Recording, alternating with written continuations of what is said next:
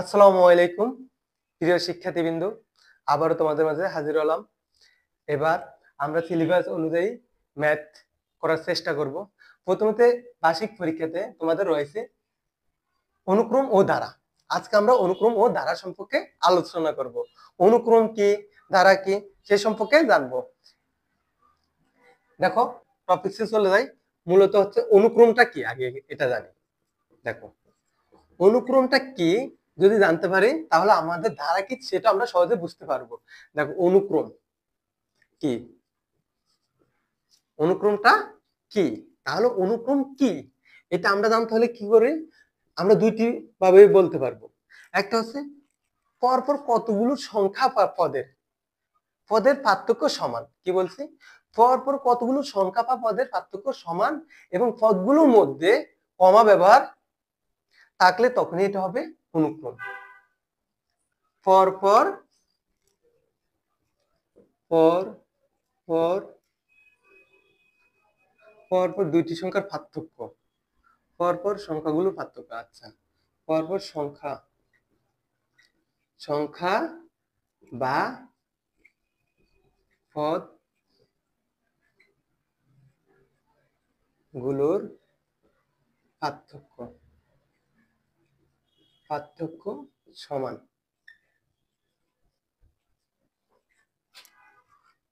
এবং এবং পদগুলোর মধ্যে, দেখো, পদ গুলোর মাঝে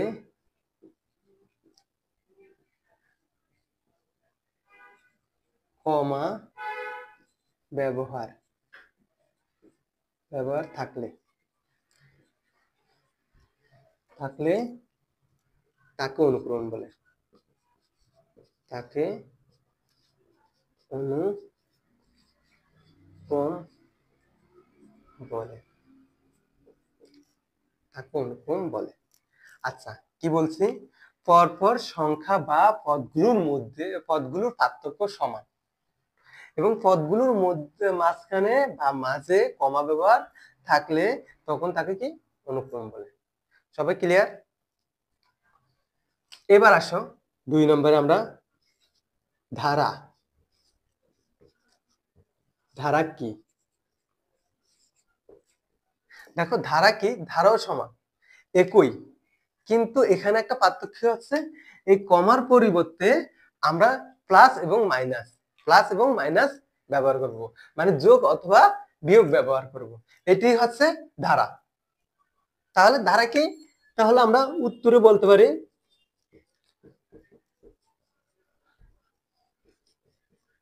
পর পর সংখ্যা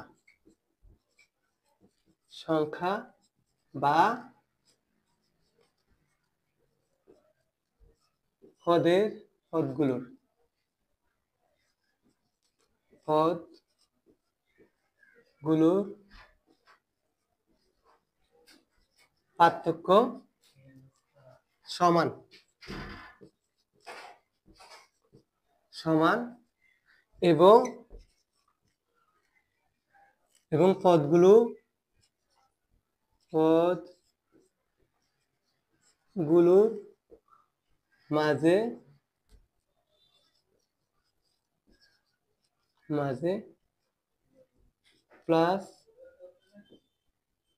বা মাইনাস চিহ্ন ব্যবহার থাকলে তাকে দ্বারা বলে। তাহলে আমি কি বললাম?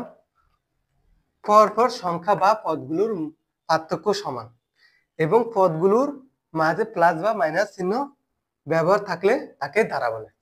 তাহলে আমরা অনুক্রম কি, ধারা কি বুঝতে পেরেছি? আমার মনে হয় সবাই বুঝতে পেরেছো। এখন আমরা দেখো ধারা কত প্রকার ও কি কি সেই সম্পর্কে জানবো।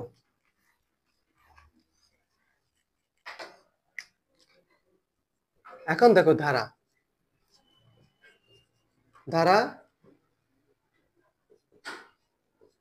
কত প্রকার। ধারা কত প্রকার? তাহলে আমরা জানতে পারি কি ধারা কত প্রকার? 2 প্রকার। তাহলে ধারা কত প্রকার?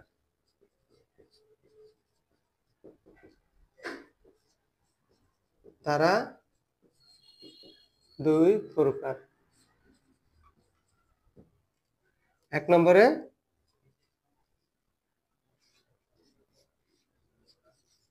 সসীম ধারা,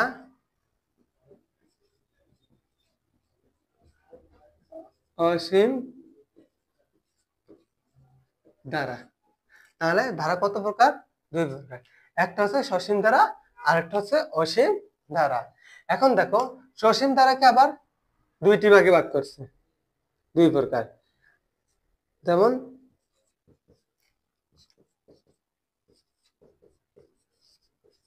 সসীম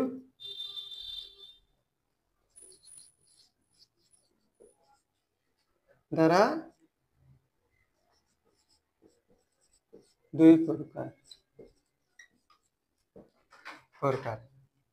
সসীম ধারা আবার সসীম ধারা 2 প্রকার। একটা হচ্ছে যেটা আমরা, একটি হচ্ছে কি সমান্তর ধারা।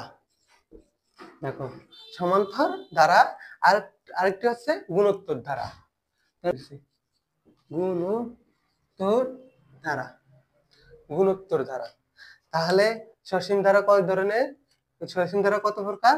2 প্রকার। একটা হচ্ছে সসীম ধারা 2 প্রকার, একটা হচ্ছে সমান্তর ধারা আর একটা হচ্ছে গুণোত্তর ধারা। তাহলে এই দেখো, এখন দেখো আমাদের মূল বইতে দেখবে বিশেষ করে সমান্তর ধারা, সমান্তর ধারা ম্যাথ থাকে, গুণোত্তর ধারা ম্যাথ থাকে, তারপর ফিবোনাচি থাকে। আচ্ছা, আমরা ফিবোনাচি নিয়ে পরে আলোচনা যদিও। এখন দেখো আমি আবারও বলতেছি, সমান্তর ধারা আর গুণোত্তর ধারা, গুণোত্তর ধারা। এখন দেখো গুণোত্তর বা সমান্তর ধারাটা কি, যেটা আমাদের মূল বইয়ের মধ্যে দেখবে বিগত সালের বইগুলোর মধ্যে সমান্তর ধারা গুণোত্তর ধারা অনেকগুলো ম্যাথ রয়েছে। তেমনি ভাবে আবার এই যে 2024 সালের বই তো সমান্তর ধারা গুণোত্তর ধারারও ম্যাথ রয়েছে। তাহলে আমরা এগুলো আলোচনা করবো। তাহলে সমান্তর ধারাটা কি? দেখো একটা হচ্ছে, তার মানে আমরা কি সমান সমান যোগ অন্তর, অন্তর। দেখো যদি এটাকে ভাঙি তাহলে সমান যোগ অন্তর, সমান্তর। তাহলে এখন আমরা সমান্তর ধারা নিয়ে আগে আলোচনা করি। সমান্তর ধারাটা তাহলে আমরা কি বুঝি? কতগুলো সংখ্যা বা পদগুলোর মধ্যে, দেখো কতগুলো সংখ্যা বা পদ, দেখো কি বলছে, কতগুলো সংখ্যা বা পদগুলোর পার্থক্য বা বিয়োগফল, পার্থক্য বা বিয়োগফল। দেখো অন্তর মানে বিয়োগফল, অন্তর মানে বিয়োগফল, পার্থক্য বা বিয়োগফল সমান হলে তাহলে সমান্তর ধারা। সমান্তর ধারাটা কি? তাহলে আমরা বলছি কতগুলো সংখ্যা বা পদের পার্থক্য যদি সমান, এই যে পার্থক্য বা বিয়োগফল সমান হলে তাকে সমান্তর ধারা বলে। তাহলে আমরা সমান্তর ধারাটা কি তাই লিখে ফেলি সবাই।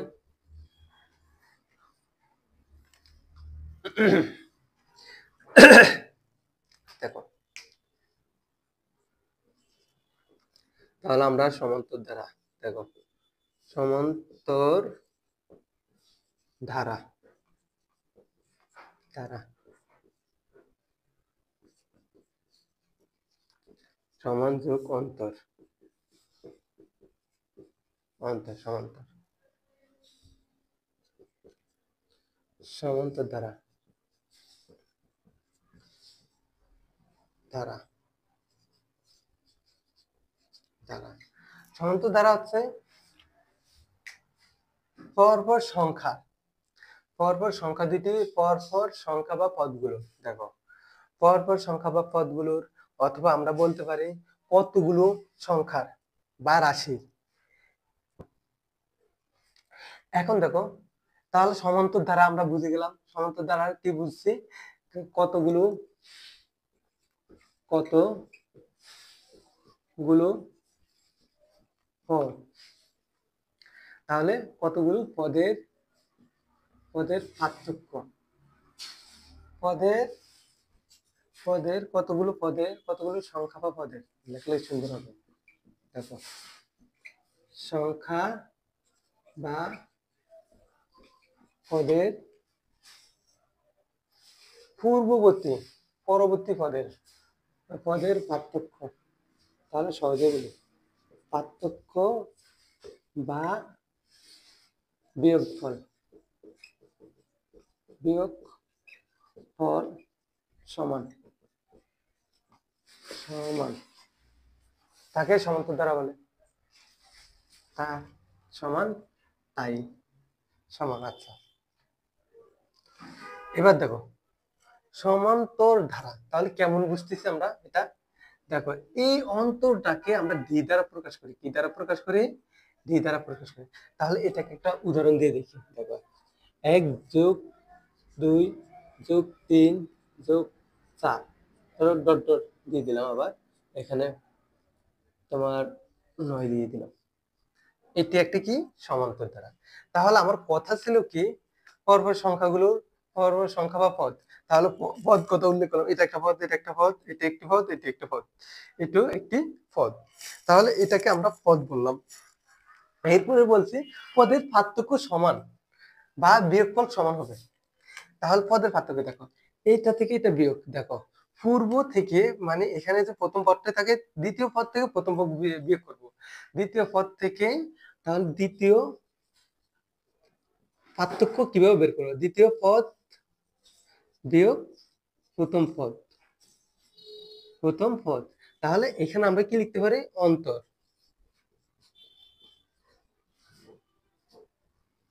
অন্তর ডি, যা আমরা ডি দ্বারা প্রকাশ করি। তাহলে প্রথম পদটাকে আমরা এ দ্বারা প্রকাশ করি, কি দ্বারা প্রকাশ করি? এ দ্বারা প্রকাশ করি। দেখো তাহলে প্রথম পদ, তাহলে এখানে কত আছে?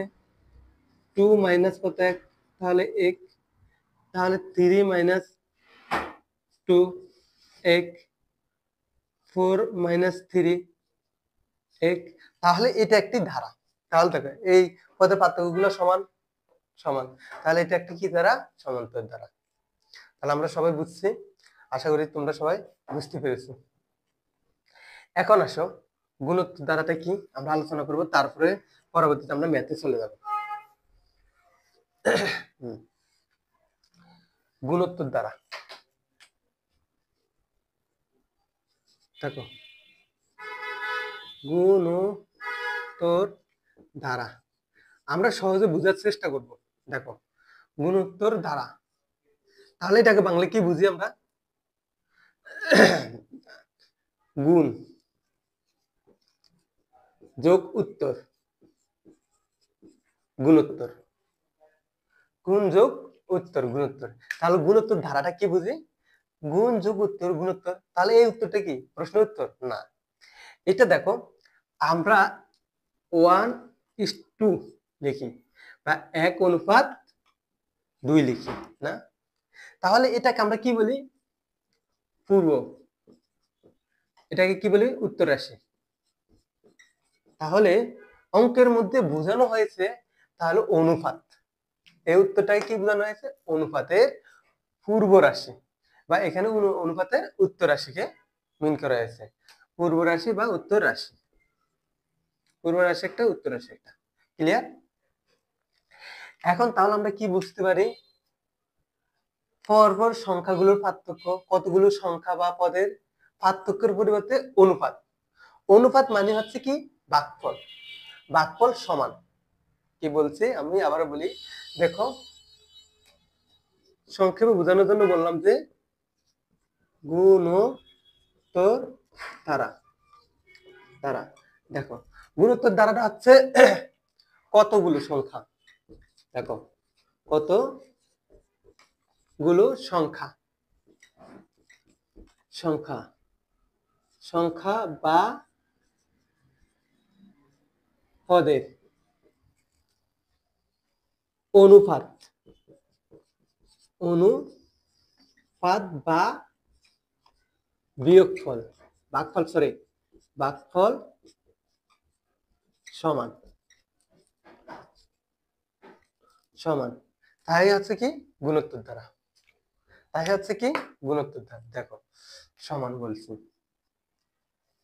আচ্ছা তাই মার্কার মনে হয় এটা কালি কম, এটা আমরা দেখি। হ্যাঁ, হবে, এটাও হবে। আচ্ছা, এখন দেখো গুণোত্তর দ্বারা একটা এক্সাম্পল দিলে আমরা বুঝতে পারি। দেখো তো এখানে 3 6 3 6 3 প্লাস 6 প্লাস একটু মানে আমার মনে মার্কারের প্রবলেম দেখা যাচ্ছে। মার্কার এটা দেখি, নিচে একটা মার্কার পড়ে গেছে। আচ্ছা, একটু দেখি আমরা 6 12 প্লাস ধরো ডট ডট দিয়ে দিলাম। তাহলে দেখি আমার কথা ছিল কতগুলো সংখ্যা বা পদ, তাহলে এগুলো কতগুলো সংখ্যা বা পদ না? দেখো এটা সংখ্যা বা পদ, সংখ্যা বা পদ, পদ ধরতে পারি। এখন পদের পার্থক্য, পদের অনুপাত, সরি পদের অনুপাত বা ভাগফল সমান। তাহলে আমি দেখি সেম একইভাবে সমান্তর ধারার ক্ষেত্রে পূর্বপদ মানে দ্বিতীয় পদ মাইনাস ডিভাইড বাই প্রথম পদ। দেখো দ্বিতীয় পদ পদ ভাগ প্রথম পদ, তাহলে এটা কি সাধারণ অনুপাত।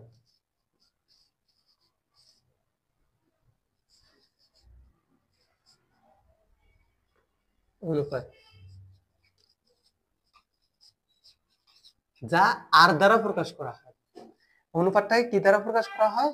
আর, ছোটটা আর দ্বারা প্রকাশ করা হয়। তাহলে এটাকে হচ্ছে অনুপাত। তাহলে দেখো 6 3 2 12 6 2, তাহলে এগুলো হচ্ছে অনুপাতের পার্থক্যগুলো সমান। অনুপাতের পার্থক্যগুলো সমান। আমার মনে হয় সবাই বুঝতে পেরেছো সমান্তর দ্বারা কি, গুণোত্তর দ্বারা কি। আশা করি সবাই আমি যা বলছি সম্পূর্ণভাবে বুঝতে পেরেছো। এখন আমরা দেখো মূল টপিকসে চলে যাবো, ম্যাথে চলে যাব। আমি বিগত সাল বলতে 2022-23-এর বই থেকে ম্যাথগুলো করাবো। এর সাথে আমার এই নতুন সিলেবাসে যে বইটা রয়েছে বা নতুন কারিকুলামে যে বইটা রয়েছে সেখান থেকেও করানো হবে। আজকে এতটুকুই থাকলো, পরবর্তী ভিডিও দেখার জন্য আমন্ত্রণ রইলো। আল্লাহ হাফিজ।